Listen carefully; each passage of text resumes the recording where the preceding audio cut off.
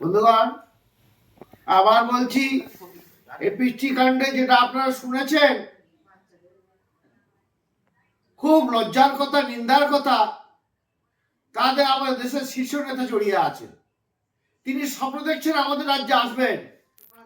যে রাজ্যে থাকেন, খরগোশের মতন মাথা নিচু করে পিছন থেকে পায়খানা ফেলে, সেই জায়গাগুলো ওনারা আমাদের বাংলাকে সেই জায়গায় নিয়ে যেতে চায়।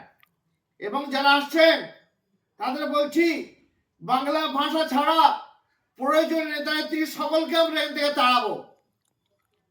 আমরা বলছি, আপনারা অগ্নিমিত্রা পাল বলে যে মহিলা, যে মাদ্রাসার কথা যিনি বলেছেন, ইনি জানেন না, ইনি খোঁজ খবর রাখেন না।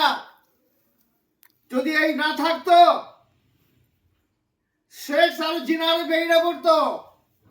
একমাত্র ইসলাম ধর্মে আছে কিভাবে শরিয়াত ভাবে চলা যায়, ন্যায্য পথে চলা যায়, ঠিক নিয়ন্ত্রণ করা যায়।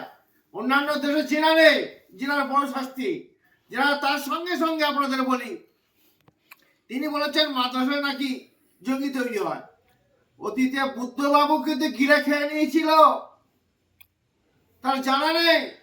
মাদ্রাসায় পড়া ছাত্র আমেরিকা কেন সৌদি আরবের অধ্যাপক হয়ে আছেন। আমরা জানতে পেরেছি আলিয়া ইউনিভার্সিটি পূর্তি উৎসবে সেখানে ছাত্ররা কোথায় কি করেছে। ইনি যে কজন আছে এনাদের নেতা নেত্রীগুলো অযোগ্য, অসভ্য, জঘন্য নেতা নেত্রীগুলো, তার সঙ্গে সঙ্গে আমাদের কমের কিছু টোপ দেওয়া মালগুলো যারা আছে, যারা মুসলিমগুলো এদের ভিতরে আছে, এদের জানাজা পড়া হারাম। এরা জানি না, জাতপাত এদের কোনো ঠিক নেই, এদের জন্মরও ঠিক নেই।